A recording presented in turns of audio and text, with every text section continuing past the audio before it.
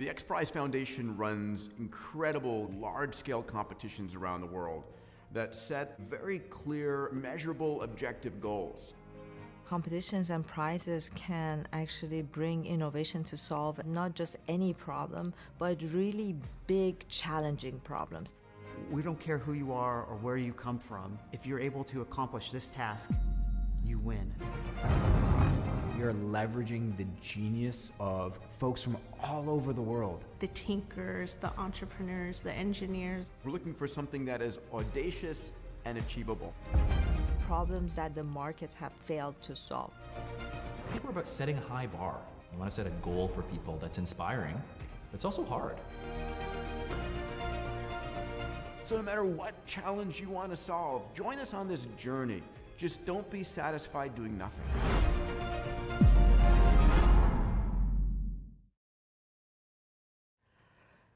Welcome everybody. Welcome to a special live stream on Earth Day. Here we are on Earth. On Earth in a beautiful nature by preserve. nature. Yeah.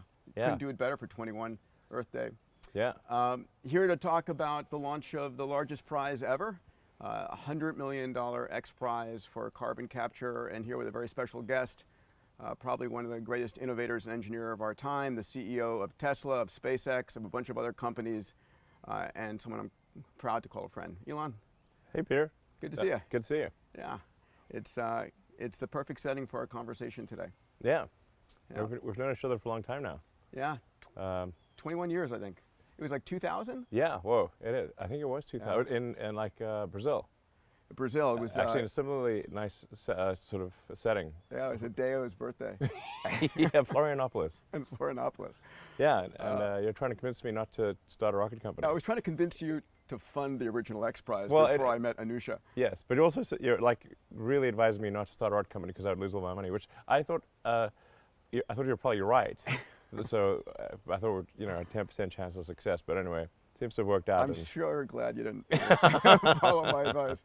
Yeah. Oh my God. So we're going to talk a little bit about the rules, try and encourage teams around the world to register for this thing. Yeah. Get as many innovators, students talking about it.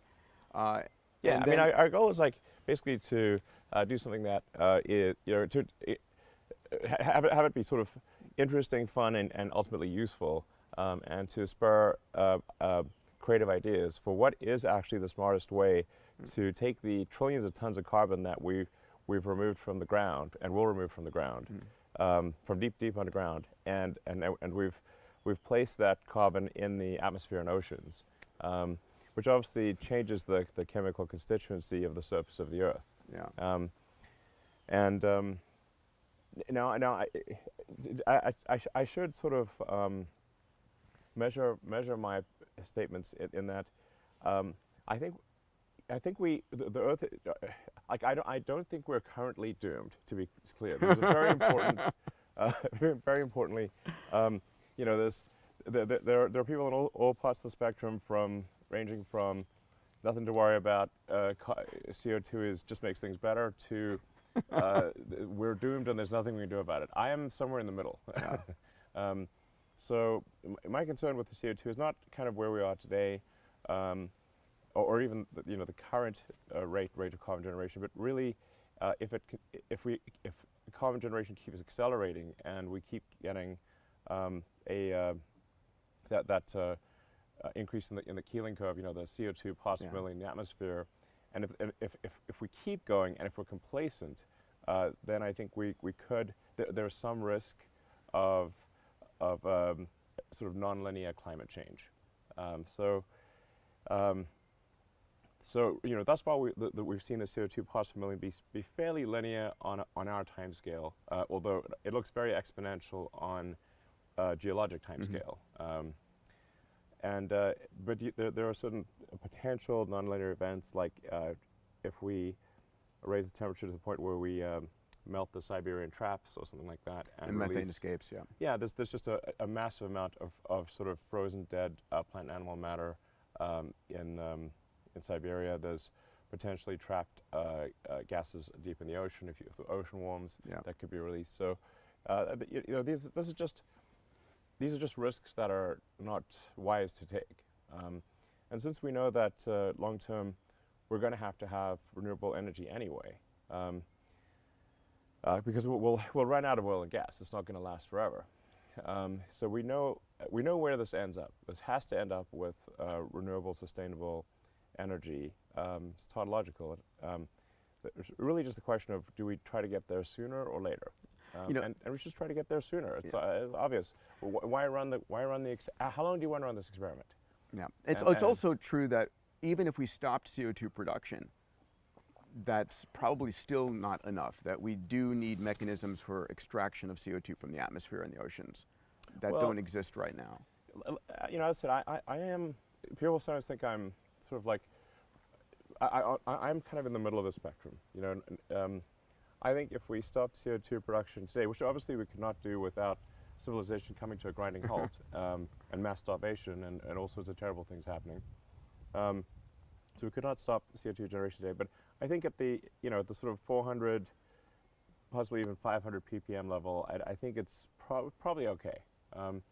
But if as the world industrializes and we're sort of at 8 billion people, get to 9 billion people, have a lot more industrial output per person, you could see the at what might be okay at sort of 400 or 500 parts per million of CO2 in the atmosphere might become quite dire at 1,000. Yep.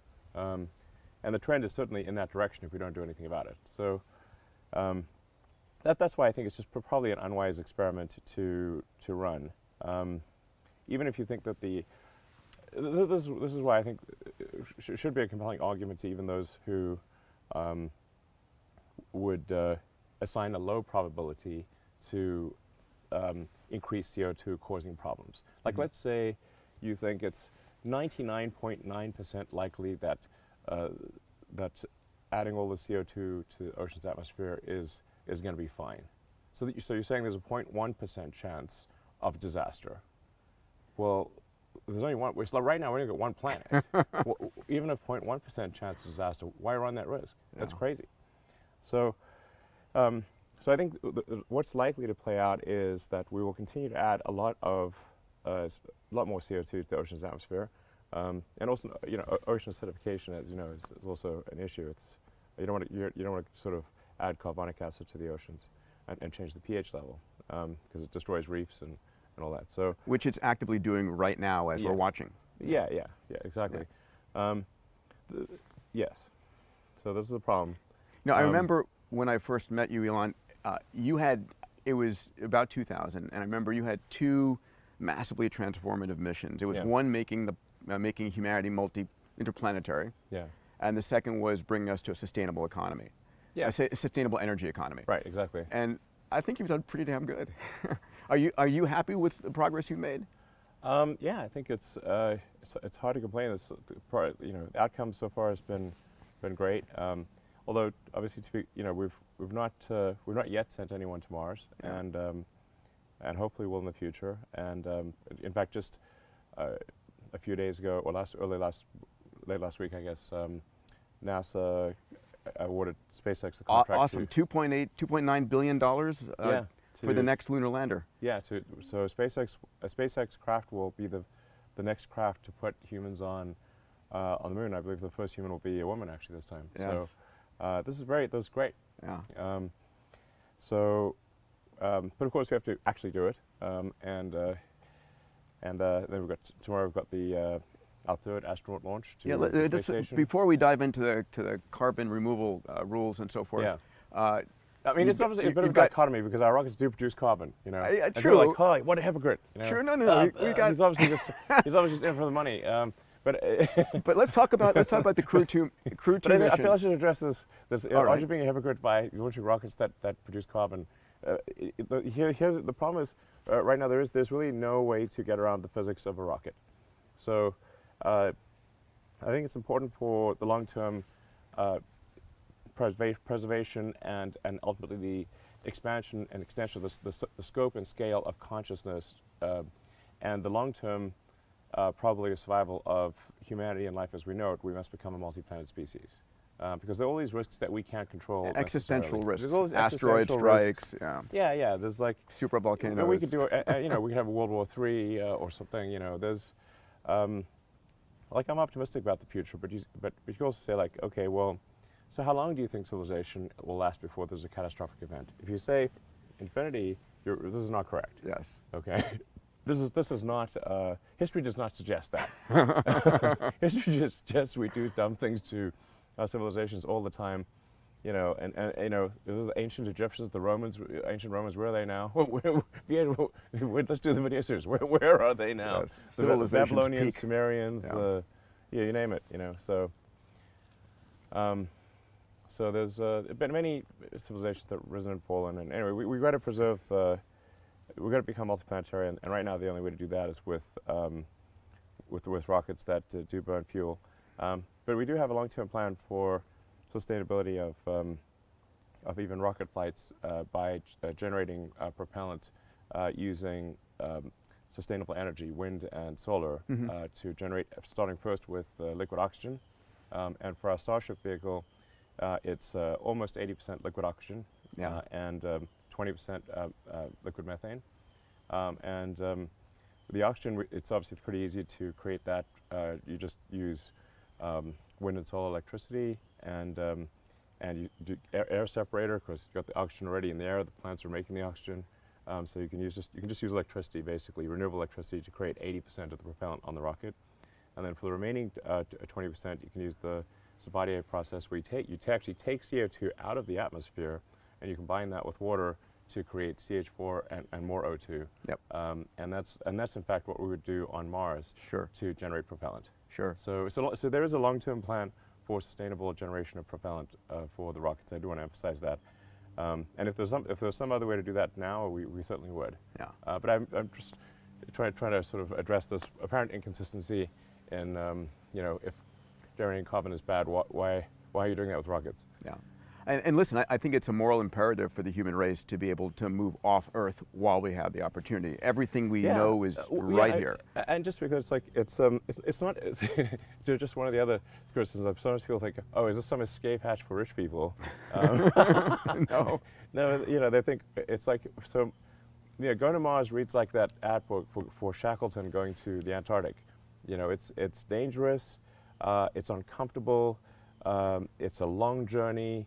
You might not, come back alive, but it's a glorious adventure, and it'll be amazing, an amazing experience. And your name will go in history. Yes, you might die, and it's gonna be uncomfortable, and you probably won't have good food, and all these things, So if an arduous and dangerous journey where you may not come back alive, but it's a glorious adventure, sounds appealing. And Mars you is the still, place. and you That's still the ad. have That's the ad for thousands Mars. of volunteers, if not millions of volunteers, who would want to go. I mean, honestly, a bunch of people probably will die in the beginning. It's tough sledding over there. We're an exploring species. Yeah, exactly. Not for everybody. We don't want to make anyone go, so it's like, it's volunteers only. You have a Dragon capsule on the pad. Crew 2 is nominally, or you still go for launch tomorrow? Yeah. Awesome. You want to just spend 2 minutes talking about the Crew 2 mission? Yeah. So we've got hopefully a great mission planned for tomorrow. This will be our third flight of people to the space station. We had the test mission with 2 astronauts, then the first sort of operational mission with 4. This is our second operational mission with 4. It's an international crew, a great group. I was just looking online. They're sort of, picking their sort of, hopefully not final meal, but they can pick whatever their favorite food is, from their country, and so I'm actually heading over there tonight to wish them well. I was out at Pad 39A to see the stack yesterday. A couple of things. One, Pad 39A, historic. Yeah, this is where people went to the moon. Yeah, Apollo 11. From that pad. From that pad, the first space shuttle launch back in '81, STS-1. Yep. And so it's a lot of karmic responsibility to be operating. Yeah, from it's there. like Times Square, the Times Square of launch pads. It's amazing. Yeah, amazing. And the first stage has a beautiful patina on it. It does. It's it's a reused stage. So when the stages come back, they kind of get scorched. Yeah. So the black thing, sometimes people think, is that sort of something? No, it got scorched from re-entry. Your team said they used to wipe it off to clean it, and then it's just like, why bother? It's kind of hard to wipe off. It doesn't wipe off easily. Yeah. Because it's kind of like baked on there. Yeah. And it's interesting. You kind of have to repaint it, really. We were having a discussion about, is it safer to use a stage that's flown already versus a new stage? Yeah, so I think what we'd say is like flight proven. Flight proven, yes. Yeah. So That's like a Lexus I mean, if ad. this was an airplane, do you want to be on the first flight of that airplane when it comes out of the factory, or do you want to be on a later flight? I'd say let somebody, let the test pilots do their thing before you if you fly a plane. So flying a plane, you want to see that plane has flown a few times before you get in it, I think. Yeah. So I think it should be on balance better. And then we'll also be start reflying the spacecraft. The as well, Dragon, yeah. The Dragon spacecraft. Beautiful. So we're trying to get reusability is obviously very important. In many arenas, so reusability is important. And reusability in rockets is important. I remember being in Hawthorne, seeing your Falcon 1 there, and it was just amazing. Yeah. It's come. No, there's some funny pictures of basically the sort of SpaceX as a kind of like a kindergartner, and me being like 20 years younger. We're just in this tiny little warehouse in El Segundo. Yeah, I remember it well. Yeah. Before we go to jump into the guidelines, one last question, update on Starship, because that's Starship's taking us to the moon, taking us to Mars. That's and the goal. it is audacious. Can you compare it to the Apollo? Apollo? It is audacious, yes. Compare it to the Apollo vehicle, the Saturn V, for comparison for a second, for folks to get a sense of it. Sure. Well, I think the thing that's least obvious from when it's on the ground, from the videos and pictures, is the size of it. So, it's going to be the largest flying object ever. So it'll be twice the thrust and weight of the Saturn V. Amazing. So that's just from a side, and taller. Including the launch escape tower. So it's a very tall rocket.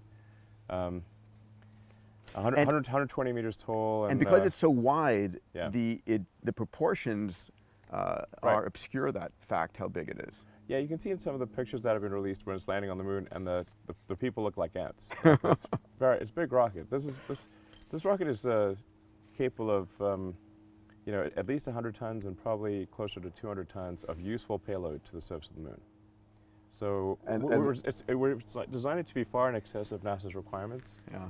And so it's really intended to be something that that can enable a permanently occupied base on the moon. So we've got obviously permanently occupied base in Antarctica, and it would be great to have one on the moon as well. Yeah. And you can do I think a lot more research if you have the scientists actually there. And we could have some very powerful telescopes. It's the moon. There's some great sayings from Robert Heinlein that said if God had wanted humanity to have space flight, they would have she would have given us a moon. Yeah, right. Exactly. It's a great staging place. Exactly. It's just off the coast. Mars is much further. Yeah. One last question. Moon. But I think more important than the size of Starship is the fact that it is intended to be fully and rapidly reusable. Yeah. So this is the fundamental holy grail breakthrough needed for access to space. To make humanity a true spacefaring civilization, we must have a fully and rapidly reusable rocket. Now we've made some progress in that direction with Falcon 9, where the booster is reusable, and the Dragon spacecraft upper portion is reusable, but the second stage is not reusable, and I would say right now I would not say the Falcon booster spacecraft and fairing they're not rapidly reusable. Like, it takes a fair bit of effort, much less effort than the space shuttle took. Yeah. But that was a turnaround every year or so. yeah, exactly. They had 4, and it took like about a year to turn them around. We're getting it down to a few months, basically, and soon I think probably under a month to turn around a booster. But landing out to sea and then having to bring it back, and then sort of taking a month or so to get it ready for launches. Still, I wouldn't call it rapid by aircraft standards.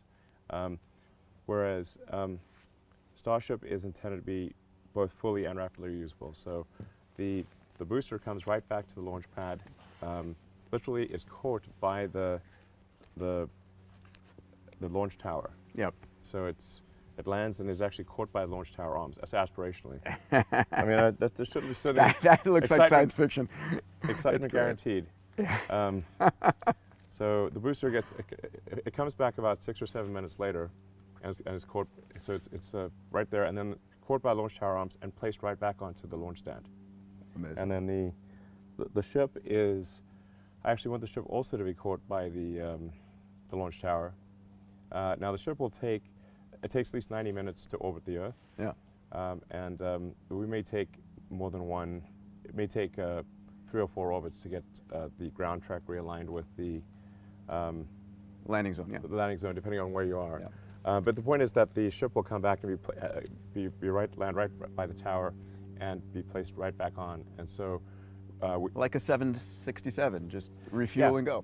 It's intended to be such that the booster can be used, I don't know, a dozen times a day, and the ship. Wow. The ship could be, basically every couple of hours, and that's mostly about reloading propellant and mounting the ship, and then the ship could probably be used, probably in theory every 3 hours if you can make the ground track match, but certainly every, say, 6 to 9 hours, or call it twice a day for the ship, and we'll make more ships than there are boosters. So, and I think once we have the floating space platforms, we can position them such that the ship can come back in a single orbit. Amazing. So then it could be like, let's say if we can get 3 ship launches per day, that's 1,000 flights a year. Each with 100 to 150 tons of payload. Now we're talking a real space program. Yeah. Let's go to the questions on the carbon removal prize. We'll be going to your questions in Twitter in about 20 minutes, 15, 20 minutes. So Elon, this is the largest prize ever, largest incentive prize ever, and I would argue for one of the most largest civilization scale challenges we have. Sure. And we're going to get into the rules in a second so that folks who are looking at creating teams can understand why we created those rules. But why did you fund this? Let's start with the why there. Yeah, I think I wanted to spur ideas and thinking about the long-term need to capture carbon. I think this is one of those things that's going to take a while to figure out what the right solution is. Mm-hmm. And especially to figure out what the best economics are for CO2 removal, and all the think through all the consequences. You don't want the cure to be worse than the disease. Yeah. Sometimes people say, "Well, just plant a bunch of trees." I'm like, that's not so easy. Like a trillion trees. Sure, exactly. And then you got to okay, well, you need to get fertilizer. You're going to water them. Where's the water going to come from? What habitat are you potentially destroying where the trees used to be? It's not just it's a no-brainer of just go plant a bunch of trees. But it's not to say that's not a good viable option. We should plant some trees. Yeah. I'm in favor of planting trees. It's just not a question of okay, there are vast sections of like the Sahara Desert or some large barren areas, very dry areas in the U.S. Where you could in theory plant a lot of trees, but you're going to need a lot of water. Yeah. And you're going to need you're going to have to cultivate them. It's not like they don't just throw some seeds on the ground. We'll drop them from orbit. Yeah, and I mean, so just I think it'd be good to sort of kind of frame the debate and understand, okay, what things are really going to move the needle? How much are they going to move the needle? If we're talking about getting tens or hundreds of billions of tons of carbon, in what form will that carbon be? Yeah. And, will it be stable over time? And like I said, what is it going to cost humanity to do? However it's paid for, what is it going to cost? What's the thing that's going to be most affordable? Mm-hmm. I think there are a lot of open questions on this. There are. Let me chunk the rules for those listening, and you and your team, an amazing team, and Marcus Extravor and Xenia Tata and their team work really well together. So the first thing is that for a team to win this, and we'll talk about the prize amounts and so forth, they've got to actually build something that works and demonstrate something that can extract 1,000 tons per year, a kiloton of carbon per year as a demo scale model. Yeah, I think, by the way, we're very much open to adjusting the rules, to be clear to everyone, like meaning if things aren't working or for whatever reason, like we need to adjust rules, we'll adjust rules. The fundamental goal is to have spent 100 million, and actually ended up being probably like 120 million or whatever with costs of managing the prize and everything. So there'll be, at the end of the day, probably something like $120 million spent. And hopefully that's spent well and usefully, and that what comes out of it is something that matters to the future. So that's the goal, to be clear. And so if people have, ideas for adjusting the rules. We're going out as guidelines, and we're going to have, I think, till mid-May for get public feedback, tell us if we miss something. Right. We will turn them from guidelines to rules once we get really feedback. And we've gone out to so many of the amazing climate scientists out there. And it's, unless the rules need to be valid for the 4 years of this prize duration. Yeah, so we're super open to critical feedback.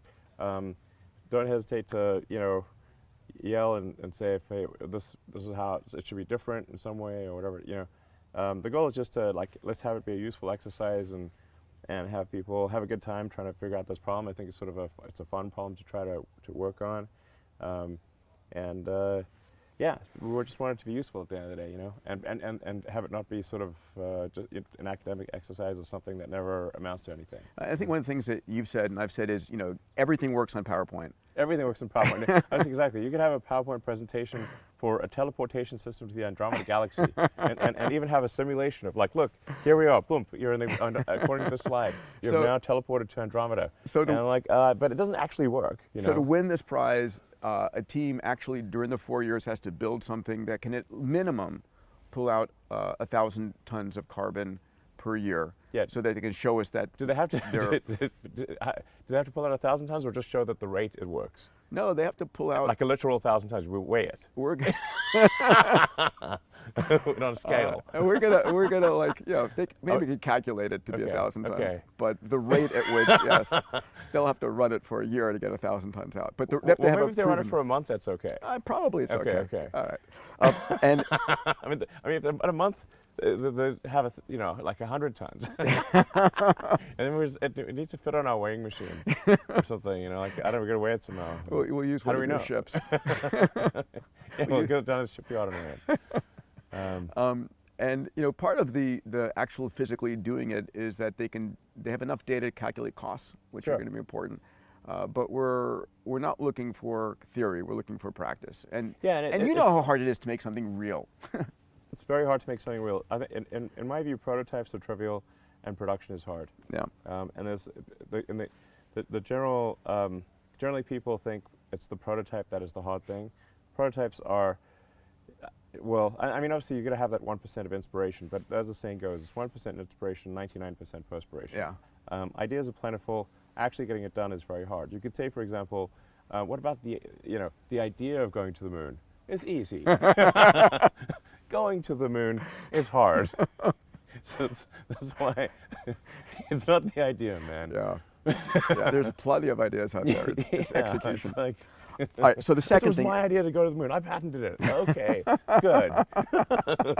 See you there. Yeah. The second thing is, and this is a term that you use first, is that the teams have to be able to calculate the fully considered costs of pulling out the CO2. Sure. And what does that mean to you? Yeah, so I think fully considered cost actually just means that if there are, you want to look at both the benefits and the costs actually. So if in sequestering carbon or removing it from the atmosphere or oceans has some, perhaps some environmental impact, which might be small, but it's not negative, that certainly needs to be taken into account. And then by the same token, if what's done is in extracting carbon is a useful product from which you can generate revenue, then that should count too.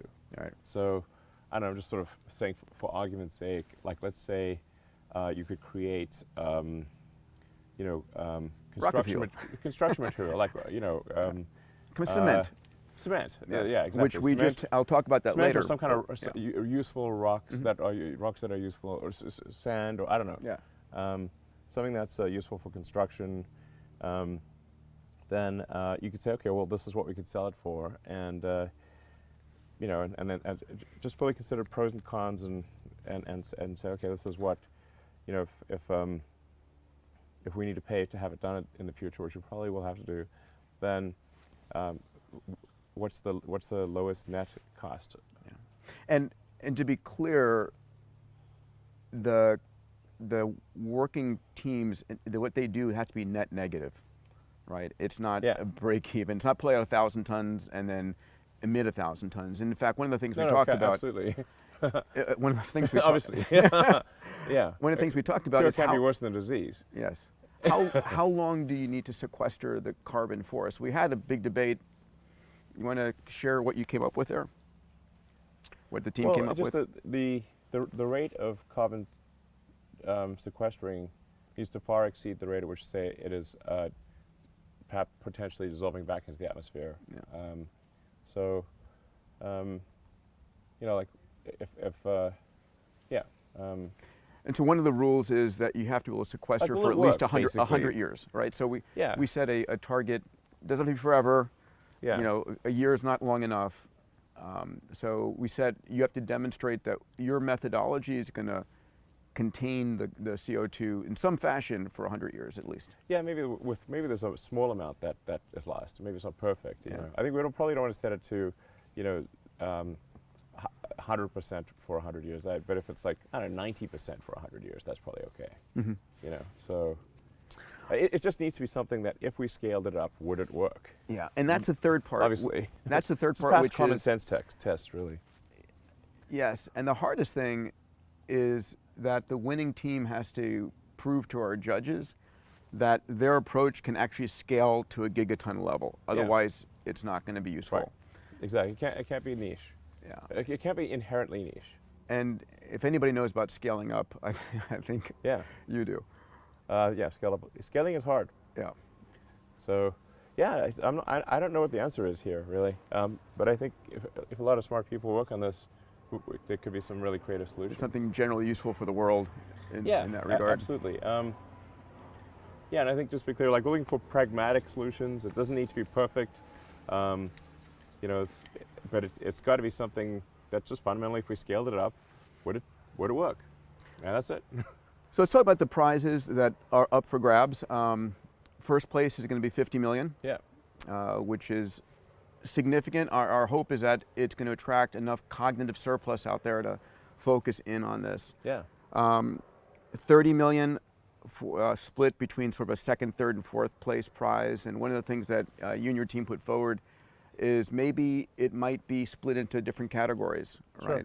Different approaches. Yeah, I mean, we want to reward people who have done great work. Yeah. Fundamentally, I'm open to increasing the prize size too over time. So, if it turns out like, hey, somebody really kicked ass, and somehow there's not a prize for them, I'll add some more to the prize. That's extraordinary. Yeah, absolutely. I don't want somebody to have spent massive blood, sweat, and tears, have done something useful, and then get nothing for it. That would be pretty bad. Yeah. So, but I think also, this somebody's going to probably get a company out of this, because I think this will be a need long term, and so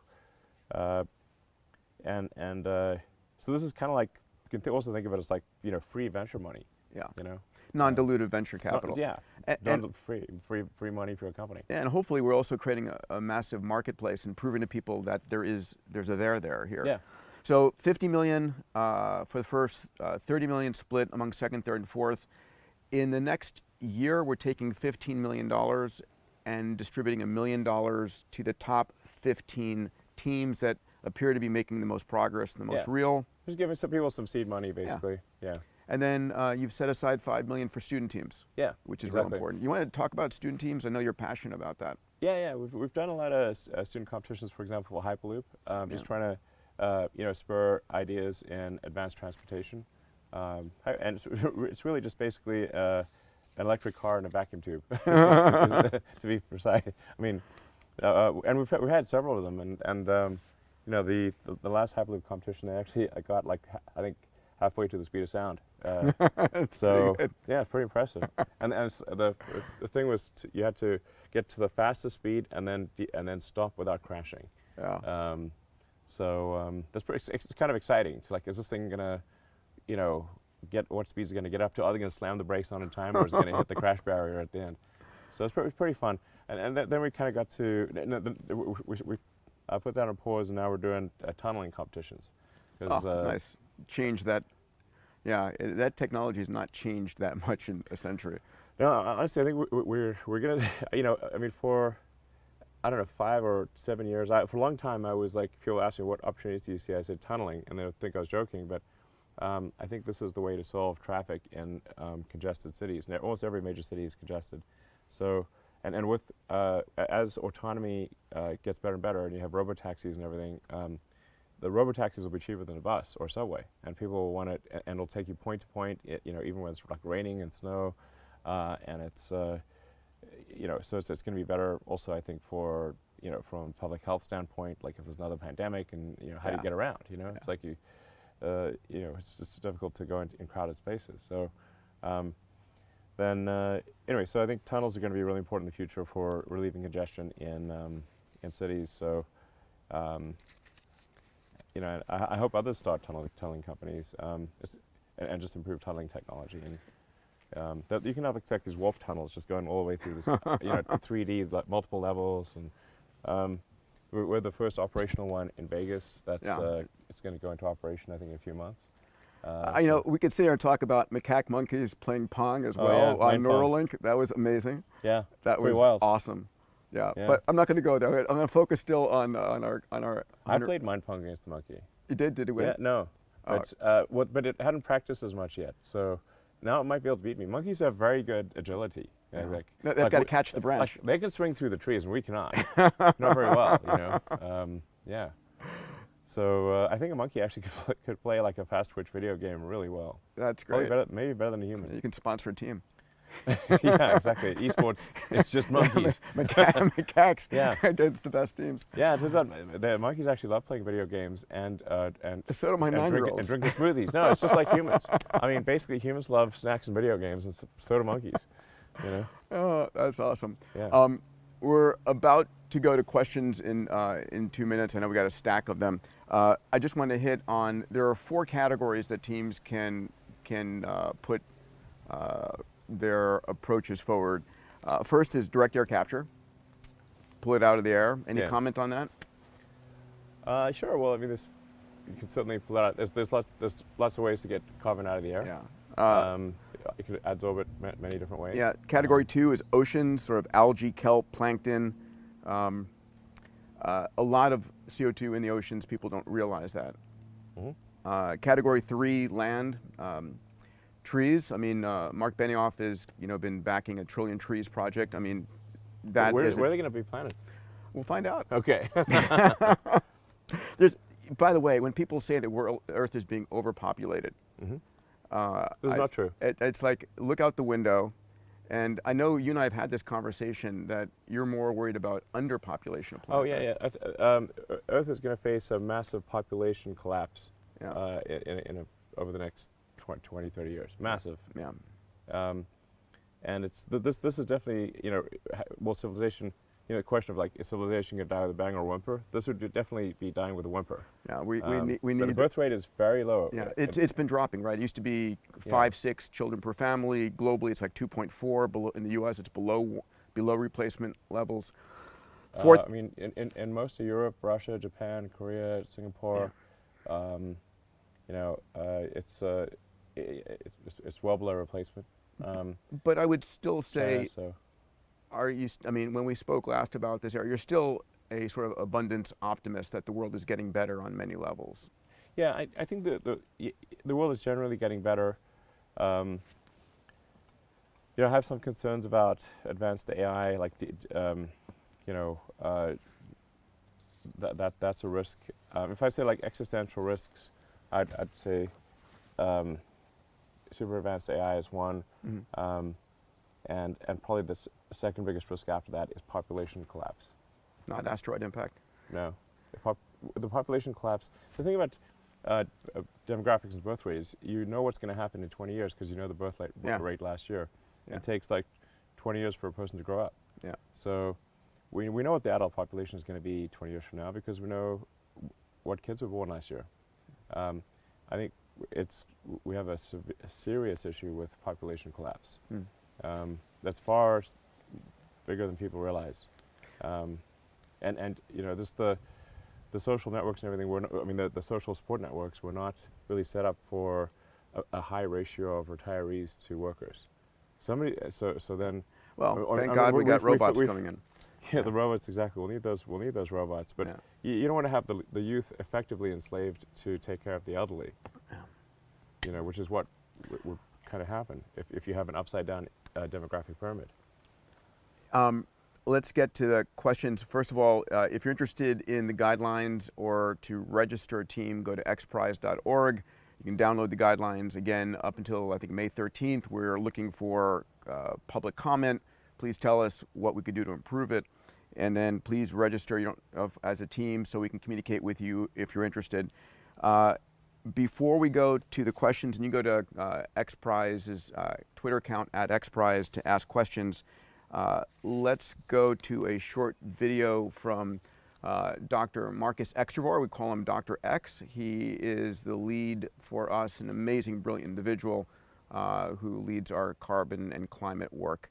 All right, let's see what Dr. Extravor has to say.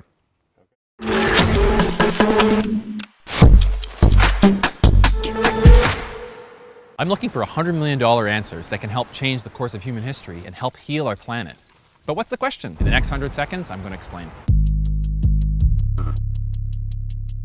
I'm Marcus Extravor, Vice President of Energy and Climate at XPRIZE. The question is, how do we take centuries of CO2 emissions out of the air and oceans? If you've got the skills to answer that question, we'd love to hear from you today. Now, let's start with the basics. We've got to reduce our CO2 emissions and get to net zero. But net zero is not enough. We also have to go carbon negative, and we need to get there fast. That means taking CO2 that's currently in the air and oceans, removing it, and storing it for a long, long time. Do you know how to remove CO2 using the land, oceans, rocks, or even taking CO2 directly out of the air? We've got to get the CO2 from up here and locking it away down here. We know plants and trees can do this and been doing it for a long time. They're great at this, but do you know how to help plants and trees sequester that CO2 in the vegetation and soils in a way that's durable and can last for centuries? How do we use the oceans to sequester vast amounts of CO2? Kelp and seagrasses are great at this, and about 1/3 of our emissions are already in the oceans. Do you know how to remove it and sequester it safely? What about rocks and helping them remove CO2? Many rocks can do this naturally, but the process takes thousands of years on its own. Do you know how to dramatically speed that up? Now, you might already have an amazing idea in direct air capture, in soil sequestration, or tree planting or farming, or maybe kelp farming and seagrass, marine biology, ocean alkalinity enhancement, geologic sequestration, mineralization, and enhanced weathering, or maybe a technique no one's heard of before. We want your $100 million ideas. Enter the largest incentive prize in history. Visit xprize.org to find out how to register a team and get involved. Together, we can help balance Earth's carbon cycle and protect our climate for future generations. What does a $100 million answer look like? It looks like any other crazy idea. It just has to work.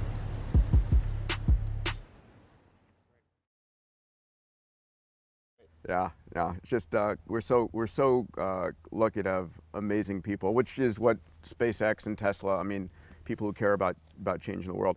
All right, we're going to go to some questions. We have some over here. The first one is from Chuck Brady in Austin.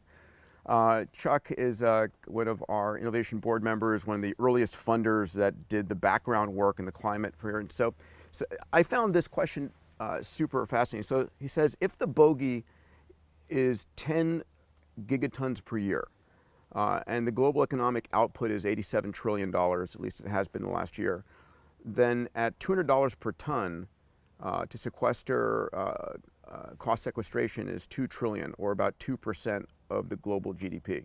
So it seems like a reasonable drag on overall economy if we could stop or reverse climate change. The shortcoming right now is we don't have a scalable way yet to capture and sequester CO2. So that's the background. That seems like a reasonable estimate. So here's his first question. Should competing teams prioritize scalability over cost? And what lessons from Tesla and SpaceX have you learned to help teams thinking about the design of their solutions? Well, I think it's not, unless the cost is affordable, it's not scalable. I mean, I thought the prior math was pretty sensible there.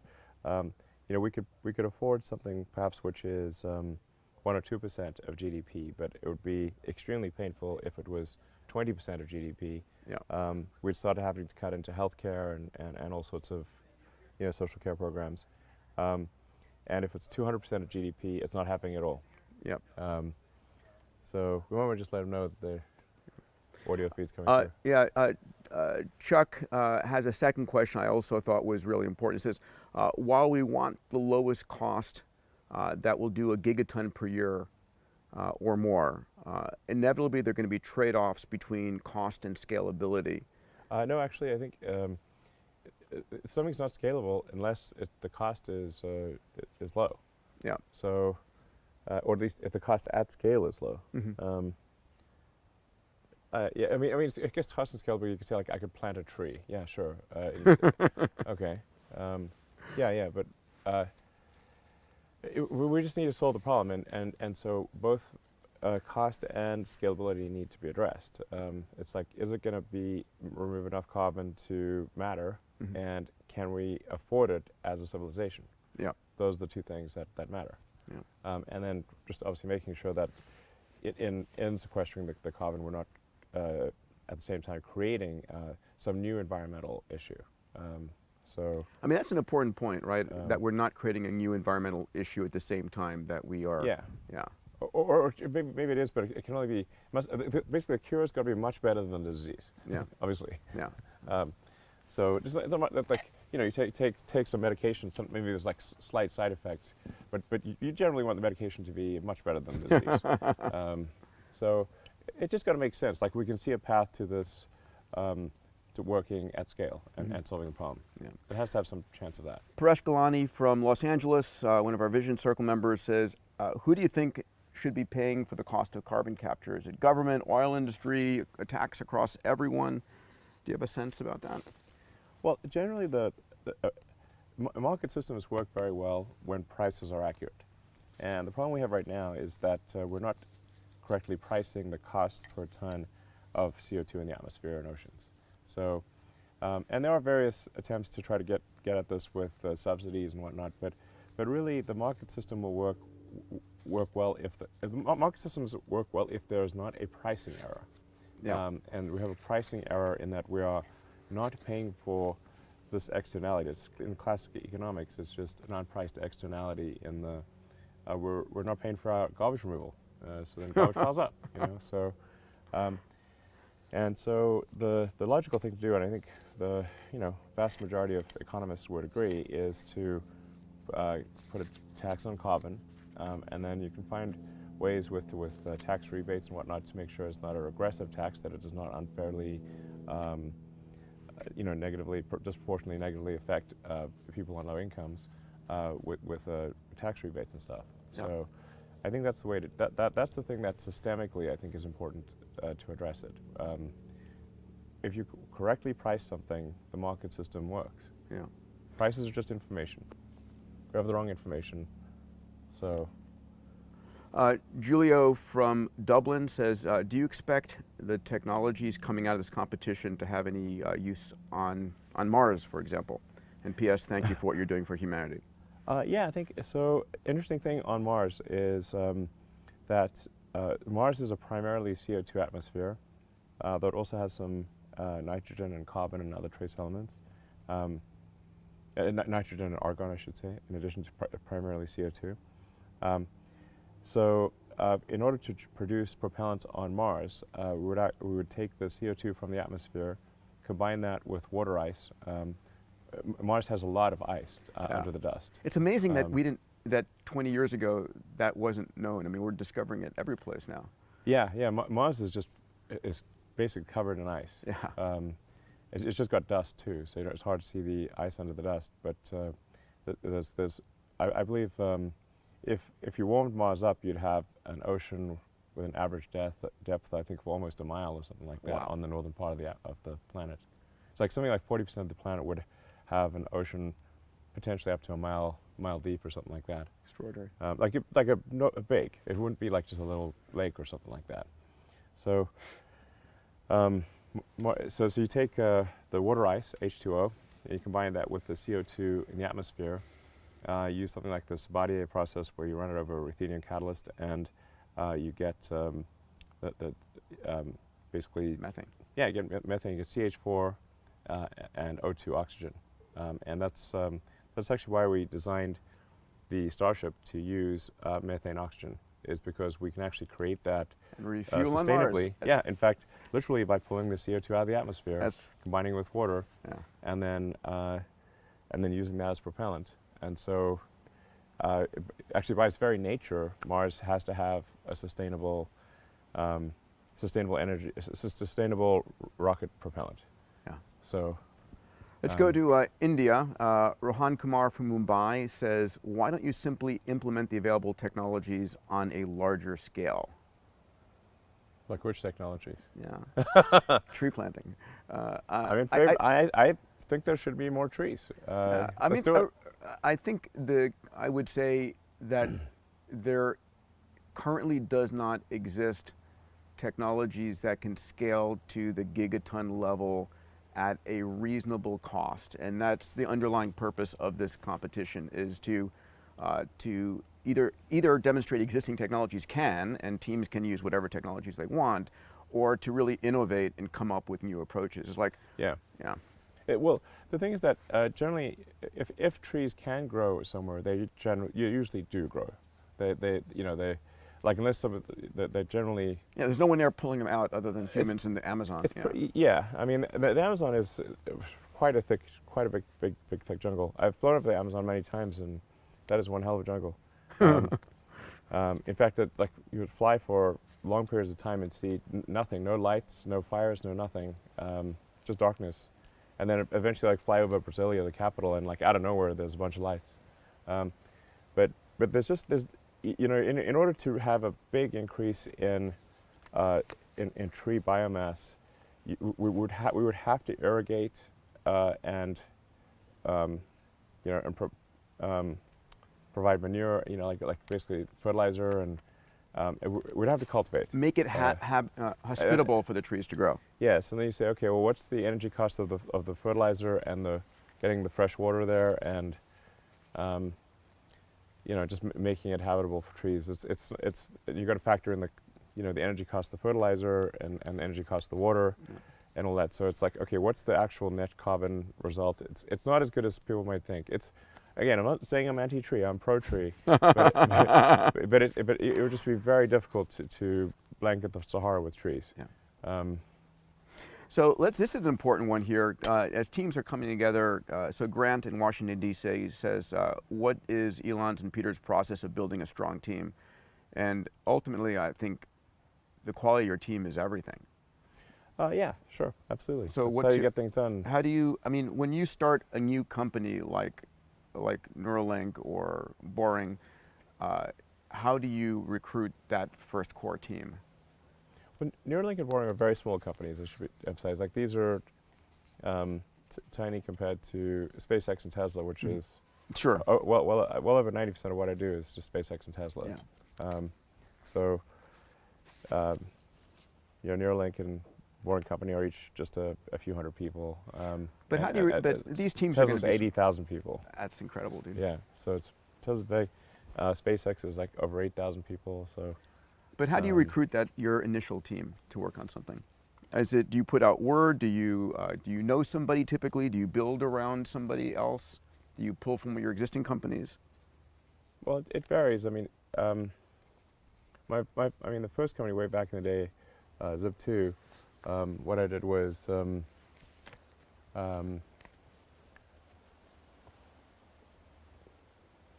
I just wrote software, so I didn't have any money. So I came out with Zip2, I came out to go do grad studies at Stanford.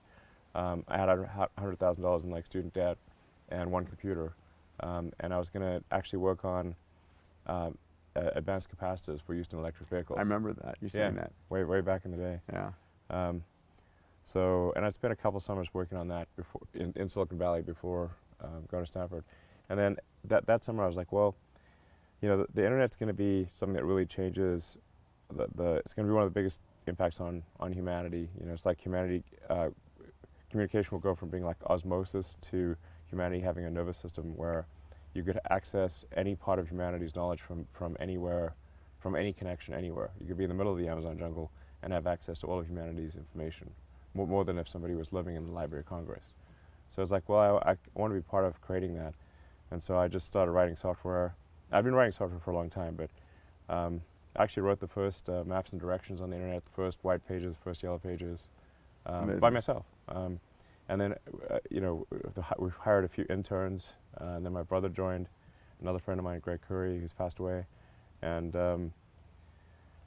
then we got some venture funding. I thought it was crazy that these guys were going to give us they gave us like $3 million. And I was like, this is insane. Like it's just us and some interns. And they're giving us $3 million. This is crazy. They must be mad. So I think what I'm hearing you say is if, the first most critical part of the team is you as the founder and the passionate individuals. Try to do useful things.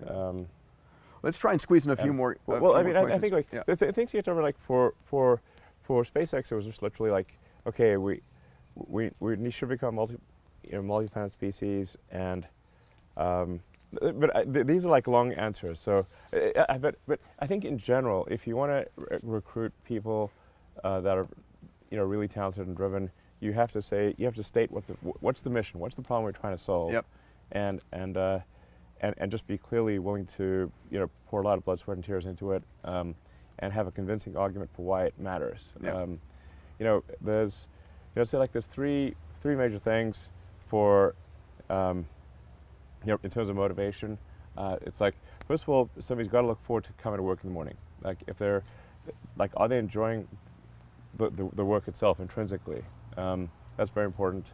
And the right work environment can really make a big difference there. I think ideally is that they also feel like that their rewards will receive fair financial compensation, like that the financial rewards are good and fair. And then third, for the best people in the world, they'll want to know, is what they're doing going to matter? Yep. Like, so if they spend 10 years doing this, will it make a difference to the world, or will people notice? Will it matter? Can I get the next question, please? Lee from San Diego says, the XPRIZE just awarded $20 million in prize money related to carbon removal. Can you explain what the difference is between that and the Musk Foundation's XPRIZE?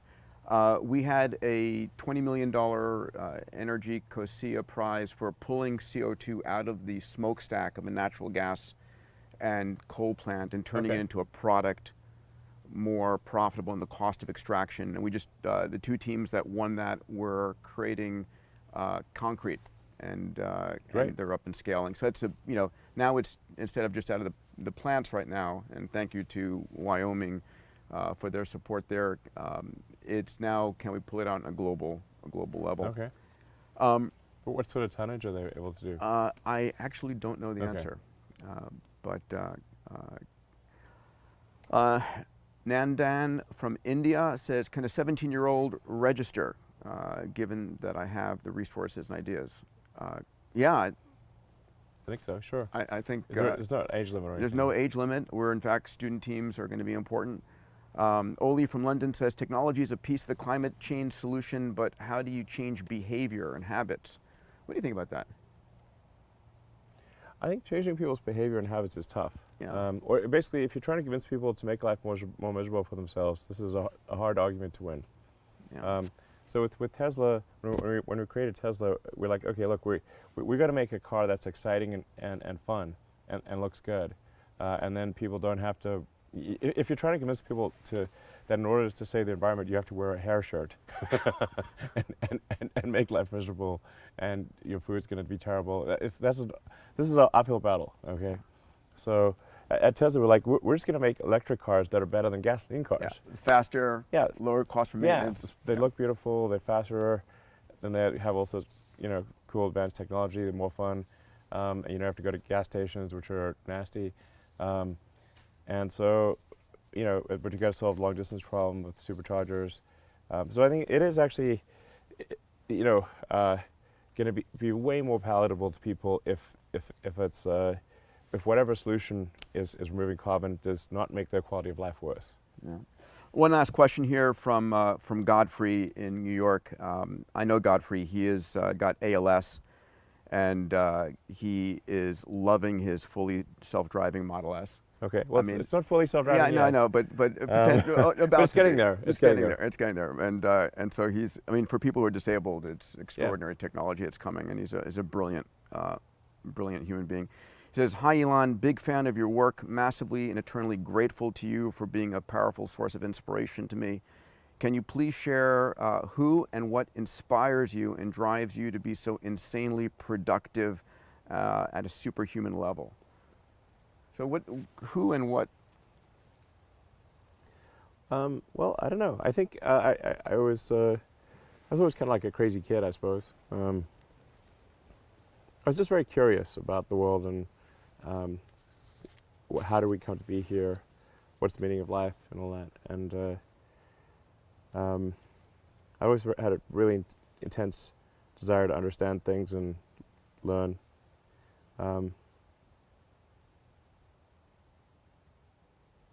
Yeah, I mean, I had sort of an existential crisis, I guess, when I was, I don't know, 11 or 12 or something, to try and figure out what it's all about, you know.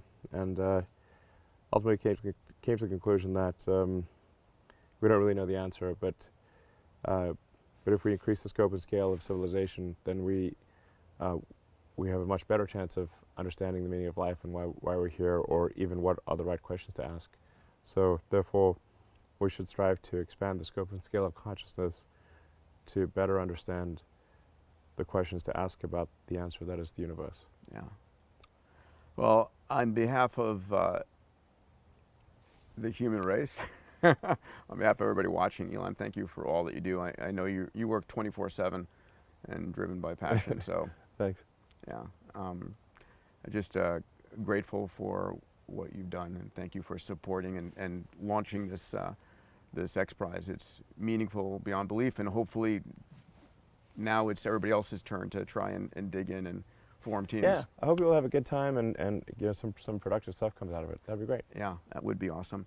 For everybody tuning in, I know we have literally thousands of questions. We're going to be going to Twitter Spaces Live, which is Twitter's new audio chat feature. Dr. Marcus Extravor and Xenia Tata and I will be there to engage and answer as many questions as we can about the rules.